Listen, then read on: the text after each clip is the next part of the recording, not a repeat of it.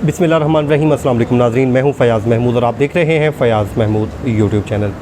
नाज़रीन, आज एक बार फिर इस्लामाबाद हाई कोर्ट में बड़ी अहम समाअत थी। नूर मुक़द्दम कत्ल केस में दो शरीक मुल्ज़मान हैं मरकज़ी मुल्ज़िम ज़ाहिर जाफ़र के, उनके वालिदैन ज़ाकिर जाफ़र और असमत आदम जी। उनकी दरख्वास्त ज़मानत पे आपको पता है आज एक बार फिर समाअत थी। उस समाअत से पे आज जो आर्गूमेंट्स थे वो शाह खबर एडवोकेट साहब ने आर्गूमेंट्स करना थे, लेकिन आज वो सुप्रीम कोर्ट में अपनी मसरूफ़ियात के बायस यहाँ पर पेश नहीं हो सके। तकरीबन ये 10:42 पे इस केस की कॉल हुई। Justice Aamir Farooq Islamabad high court के जस्टिस, उन्होंने इस केस की समाअत की और आज उन्होंने बड़े अहम रिमार्क्स दिए हैं, जिससे आप ये कह सकते हैं कि इसमें बड़ी चीज़ें खुल के सामने आ गई हैं। तो आज उनके जो रिमार्क्स हैं वो भी मैं आपके साथ शेयर कर देता हूँ। उसके अलावा शौकत मुक़द्दम साहब के वकला की जानिब से जो मुतफ़र्रिक़ दरख्वास्तें दायर की गई थी उनको आज मंजूर कर लिया गया है इस्लामाबाद हाई कोर्ट की जानिब से। वो क्या है, उसके अलावा जो मेरी बाद में समाअत के बाद जो टॉक हुई है उनके वकील के साथ, वो भी मैं इस व्लॉग में आपके साथ शेयर कर दूँगा ताकि आज आपको पूरा अंदाज़ा हो सके। नाज़रीन, इसकी समाअत से कबल जो ख्वाजा हारिस के जो मुआवन वकील हैं वो भी पेश हुए थे। वो बल्कि बाहर हमारे पास खड़े थे, तो हमारी उनसे गपशप भी हुई। तो उसके बाद जब समाअत का बाकायदा आगाज़ हुआ तो वहाँ पर कमरा अदालत में शाह खबर एडवोकेट के एसोसिएट जो हैं कासिम नवाज़ एडवोकेट, ये बैरिस्टर कासिम नवाज़ हैं, वो पेश हुए। उन्होंने आके अदालत को सबसे पहले तो ये कहा कि वो कुछ रिकॉर्ड पे दस्तावेज़ात लाना चाहते हैं। एक उन्होंने सबसे पहले जो रिकॉर्ड पे दस्तावेज़ात लाई, आप वो सुन लीजिए, उसके बाद हम अपनी बात को आगे बढ़ाते हैं। इस पर हमने एक मिसलेनियस एप्लीकेशन दायर की थी to bring on record an order जो कि लर्नड एडिशनल सेशन जज साहब ने पास किया था, जिसमें 22A-B की जो थेरेपी वर्क्स के ओनर हैं उन्होंने एक एप्लीकेशन फ़ाइल की थी जो डिसमिस हुई। बेसिकली उसकी रेलेवेंस इसलिए ज़रूरी है कि वो एप्लीकेशन के कंटेंट्स हैं उसमें उन्होंने एक्यूज़ किया हुआ है प्रिंसिपल एक्यूज़ को, जो कि ज़ाहिर है, उसको एलेज की और उसके ऊपर एलिगेशन लगाए और उसके अगेंस्ट वो मांग रहे थे रजिस्ट्रेशन ऑफ FIR। वो एप्लीकेशन तो डिसमिस लर्नड सेशन जज ने कर दी, लेकिन उसकी रेलेवेंस इसलिए ज़रूरी है कि उसमें इसका जो रोल है और जो इसने जितनी ऑर्गेनाइजेशन के साथ और जितनी प्लानिंग के साथ वो किया वो सामने आता है। वो दरख्वास्त मंजूर होगी। मज़ीद बेल पे जो हमारे आर्गूमेंट्स हैं उसके लिए कल के लिए फिक्स किया। अच्छा, आज इसमें शाह खबर एडवोकेट साहब पेश नहीं हुए, उसकी क्या वजह थी? वो सुप्रीम कोर्ट में आज उनके केसेस थे, ऑलरेडी कोर्ट कंफर्म किया हुआ था कि अगर वो फ्री हो गए तो वो तशरीफ ले आएंगे, लेकिन वो क्योंकि नहीं आ सके इसलिए इसको कल के लिए। अब साहब ये बताइए कि जो थेरापी वर्क्स के मुल्ज़मान हैं उनकी ज़मानत की दरख्वास्तें भी लगी हुई हैं, तो क्या कल उस पर भी समाअत होगी? जी बिल्कुल, वो लिस्ट में मौजूद है और उस पर भी होगी दोनों केसेस में, लेकिन उनकी कोई एग्जैक्ट रेलेवेंस सच नहीं, मतलब बेल अलहदा से और कैंसिलेशन हमने अलहदा फाइल की हुई, उन दोनों पे कल आर्गूमेंट होंगे। अच्छा जी, ये कासिम नवाज़ अब्बासी साहब थे जो आज की समाअत के जो दस्तावेज़ात हैं वो बताई उन्होंने अदालत को बताया कि जी जो ज़ाहिर जाफ़र हैं मुल्ज़िम, जो मरकज़ी मुल्ज़िम है, उससे मुतालिक उन्होंने कुछ दस्तावेज़ात जमा करवाई। उन्होंने कहा कि जो ताहिर ज़हूर हैं उन्होंने एक इंदराज मुक़दमा की दरख्वास्त दायर की थी मरकज़ी मुल्ज़िम ज़ाहिर जाफ़र के ख़िलाफ़ और उसको एडिशनल सेशन जज अता रुबानी ने मुस्तरद कर दिया था। उसका फ़ैसला जो है वो अदालती रिकॉर्ड पर लाना चाहते हैं, जिसमें अदालत ने कहा कि ये ताहिर ज़हूर कौन है। तो जिस पे अदालत को बताया गया कि ताहिर ज़हूर थेरापी वर्क्स के ऑनर हैं और ये वही थेरापी वर्क्स है जिसके 5 मुल्ज़िमान जो हैं, जिसमें डॉक्टर वामिक रियाज हैं, दलीप कुमार है, समर अब्बास है, अब्दुल हक है और अमजद महमूद जो ज़ख्मी हुआ था।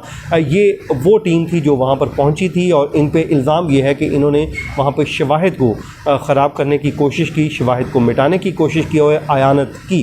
तो ये ताहिर ज़हूर उसी कंपनी के मालिक हैं। उन्होंने ये इंदराज मुक़दमा की दरख्वास्त दायर की थी जिसको एडिशनल एंड सेशन जज ने मुस्तरद कर दिया, जिसे अदालत ने मंजूर कर लिया है और उसको अदालती रिकॉर्ड का हिस्सा बना दिया है।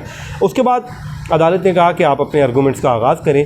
तो कासिम नवाज़ अब्बासी बैरिस्टर, उन्होंने कहा कि जो हमारे मेन लॉयर हैं, कौंसल हैं, शाह खावर एडवोकेट साहब वो आज सुप्रीम कोर्ट ऑफ पाकिस्तान में मसरूफ़ हैं, तो इस वजह से आज वो पेश नहीं हो सकते। तो अदालत से इस्तदा है कि इस केस को एडजर्न कर दिया जाए और बाद में किसी दूसरे दिन रख लिया जाए, जिसमें अदालत ने कहा कि हमने आपके ही कहने पे आज 11:15 बजे का वक्त रखा था और आपके ही कहने पे आज की तारीख रखी गई, लेकिन आज आप नहीं आए। तो जिस पे उन्होंने कहा कि सर सुप्रीम कोर्ट में हमारी मसरूफियत थी, वहाँ पे हमारा केस अभी तक स्टार्ट नहीं हो सका, तो ज़ाहिर है हम सुप्रीम कोर्ट पाकिस्तान में पहले जाएंगे तो उसके बाद हाई कोर्ट में आएंगे।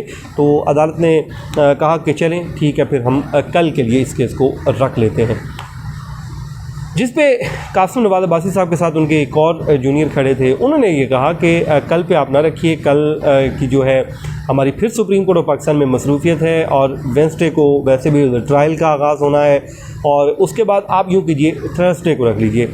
और जिस पे अदालत ने कहा कि आप इतना इसको लंबा ना करें, ये दलाइल हैं, इसमें सिर्फ़ और सिर्फ ये बेल का मैटर है, ये कोई अपील नहीं आई हुई। पहले भी उन्होंने कहा कि ख्वाजा हारिस साहब 3 समातों पे आर्गूमेंट्स कर चुके हैं, फिर चौथी पे अभी आप करेंगे, और जब आप करके जाएंगे तो 5वीं पे फिर ख्वाजा साहब को सुनना पड़ेगा। उन्होंने कहा कि और वैसे भी ये इतना कोई लंबा चौड़ा मामला नहीं है।